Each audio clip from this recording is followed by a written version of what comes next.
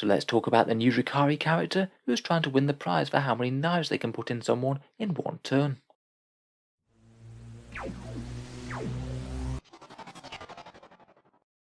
Hello and welcome back to Auspex Tactics, the strategy focused 40k channel where we're all about getting the most out of our miniatures on the tabletop.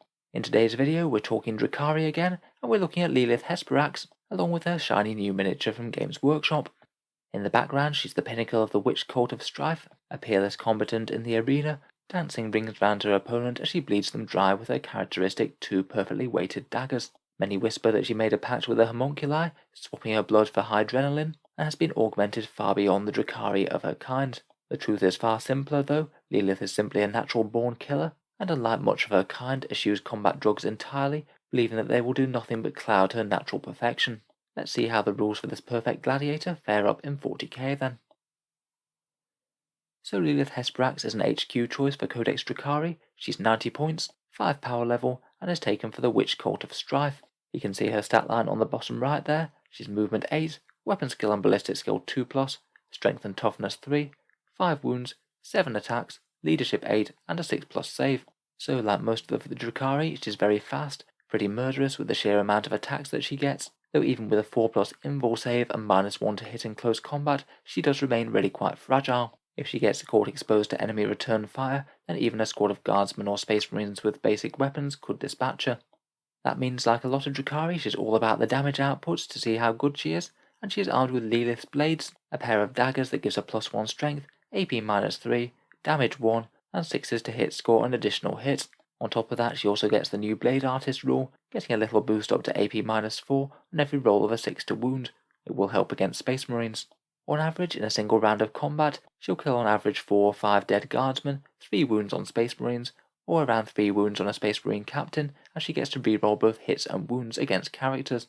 To be honest, for a 90-point character, the damage output isn't absolutely stellar. She really needs to be making use of her Fights Again ability to justify the 90 points spent, I think. In terms of special rules, she has really quite a lot. As we said, she can both reroll hits and wounds against characters, though I still don't think she's necessarily going to be effortlessly killing them due to having only 1 damage weapons. Against, say, a Primaris captain with 6 wounds, it's still going to be touch and go even if she gets to fight twice against them. Otherwise, she does have the Brides of Death rule like normal succubi, a 6-inch aura of reroll 1s to wounds. It doesn't affect her as she's not core. She's -1 to hit in melee, so a little bit more survivable there. She has the Master Succubus consolidation rule, which means that when she consolidates, she can move 6 inches in any direction. It's potentially quite powerful and a good way to either keep her safe or lock up enemy units, as it means that you could conceivably charge an enemy unit, fight with those blades, and then consolidate out of combat before they even get to strike back.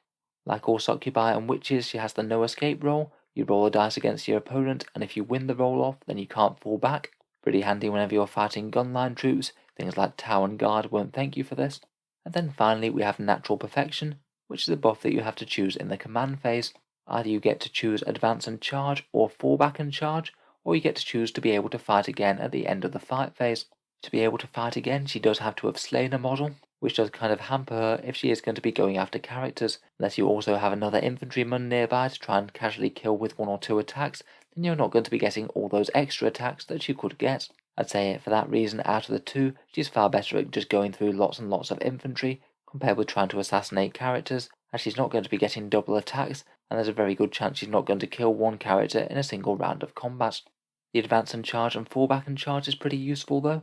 Advance and Charge could potentially be used turn 1 before she gets it from Power from Pain, and Fall Back and Charge means she can basically never be pinned in close combat. She'll still be able to dance out and target exactly what she wants. Overall, I'd say that Lelith is going to be best against hordes, anything that's toughness 3 or toughness 4, provided she gets to fight twice. So what buffs and synergies does she get then? First of all, as she's locked to Court of Strife, she gets to fight first and gets +1 to charge against unengaged enemies, both of which are good things, particularly if she does get charged herself as a reprisal. If you give her the Warlord trait, then she gets Blood Dancer. This gives you +2 hits on 6s. So it looks like you'd really want to get 6s with those knives, as you get 3 additional hits. If she is targeting characters, it would mean that you could reroll every single dice that isn't a 6 with her rerolls, and average slightly more hits as a result. If she is your Warlord, it would mean you average around about 4 wounds on Marines instead of 3, or 7 or 8 if you do get to fight twice. Those numbers are getting a lot more respectable, but to have her as your warlord you do have to give up quite a lot of other options. It means that you can't take a real space raid Archon, or you can't take Drazar as your warlord, who's also a complete melee monster with his traits, so taking her as your warlord does come with some significant trade-offs. Stratagems wise, as a character she's a little bit limited. Perhaps some of the best two from the core codex are Cruel Deception, allowing her to still fall back and charge if she still wants to fight twice, or lightning fast reactions for 1 CP against shooting, which could be handy if she's targeted with a few scatterings of ballistic skill 4 weapons perhaps. As she is Cult of Strife, you could make use of some of the stratagems from the new Warzone Charadon supplement.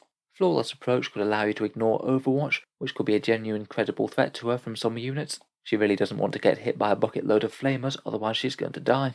Dance of Death for 1 CP allows you to move or charge over enemy units, could be handy to get to something that's screened, and you could potentially use Art of the Kill for 2 CP, that allows you to reroll your wound rolls with those blades, which could be pretty useful if you're not fighting characters. If you get to fight twice with her, then that would put her up to more like 12 wounds on Space Marines, though for 2 CP it's quite a pricey option, and it's usually going to be best used on other units.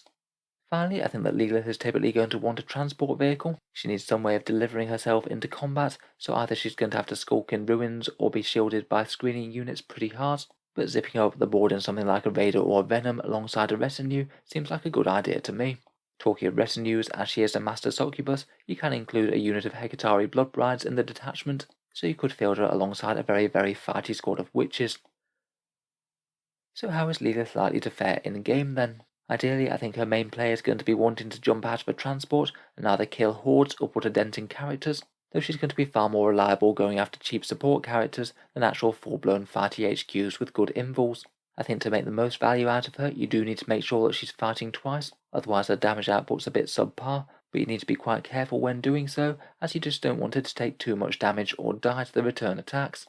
Even at full wounds, something like 10 intercessors will on average kill her, even with that -1 to hit and 4+ invul. I think to try and keep her safe after combat too, you really want to make good use of that Master Succubus rule. Hit something hard, and then think about either tying up something else or getting out of harm's way. Though admittedly, if you are falling back from something, they're likely still going to be close next turn. Ideally, with some good character protection or screening vehicles nearby, you really just wouldn't want to have her shot. She's going to be very easy for the opponent to pick up and take a big chunk out of your army very easily. So is Lelith competitive in game then? For me, I'd be wanting to weigh her up against other fighty characters. In particular, something like a Succubus with that Triptych Whip relic is perhaps one of the default options for running a Succubus in Drukhari. That one gets 10 attacks straight out, with a poison 2+ weapon, so you're going to be wounding things far better than Lelith, AP -3, and perhaps most importantly, a nice damage too. Just with that relic alone and no other buffs, that Succubus will do an average of around 6 dead Space Marines, which is rather better than Lelith's 1.5 or 3.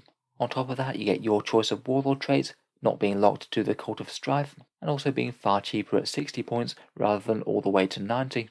I think honestly in competitive play, Lelith just can't compete with this sadly, so if you're taking a Succubus, I'd consider Lelith secondary to this.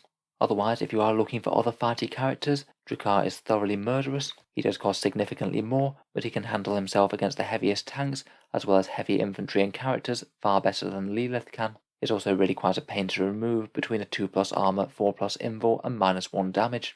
Overall, between these two, I just don't think Lelith really quite gets there. I think with the points as they stand for Drukhari and the options as they are, she's going to remain a bit more of a fun and fluffy choice. Though I have to admit, she looks really quite good fun to use in game. It's great to have the idea of someone just dancing through a whole rank of infantry with loads and loads of small dagger attacks. So let me know what you think about Lelith down in the comments below. For me, I think it might have been helpful to have her just cost a few less points, or maybe just be a bit better against characters. Maybe if she gained damage 2 against them or something, then that could be a really big deal and actually make her into a good character hunter. If you've enjoyed the video, then feel free to subscribe to Auspex Tactics. I do try and keep these regular unit reviews coming on the channel, and hopefully we'll be looking at a few more Drukhari things over the coming weeks. Finally, if you have been enjoying the videos and would like to help support the channel and keep them coming, I would just like to mention that I do have a Patreon page, which is down in the video description below. Channel patrons do get a fair few benefits, including seeing certain videos early, regular votes to see what sort of things come next for the channel, and automatic entry to the monthly prize giveaways with a chance to win some really big model kits. If any of that sounds good to you, or you'd just like to help support, then the link is down in the video description. In any case, a massive thank you for listening, and I'll hope to see you guys next time.